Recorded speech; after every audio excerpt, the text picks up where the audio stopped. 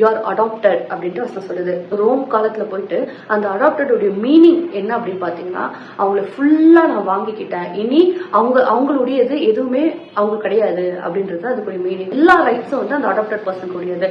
அவங்களுடைய volt things எல்லாம் இனி அவங்களை விட்டு போய்விடும், திருப்பி அவங்களை ஃபாலோவே பண்ணாது. அது என்ன காரியமா இருந்தாலும் அது அவங்களை விட்டு அது நீங்கி போயிடுச்சுன்னு அர்த்தம். இனி வந்து அவங்க complete rights with new family அப்படின்றது தான் அந்த அடாப்டட் மீனிங். ஸோ நம்ம அப்படி பழைய வாழ்க்கையில நம்ம என்ன காரியங்கள் வேணா வச்சிருக்கலாம், எவ்வளவு பெரிய டிஃபிகல்டிஸ் வேணா வச்சிருக்கலாம், என்னென்ன சின் வேணா வச்சிருக்கலாம். ஆனா நம்ம நியூ லைஃப்குள்ள வரும்போது அது எதுவுமே நம்ம கிட்ட இனி வராது. எதுக்குமே வந்து பவர் இல்லை நம்ம மேல. ஏன்னா இனி பவர் வந்து கடல் கிட்ட போயிடுச்சு.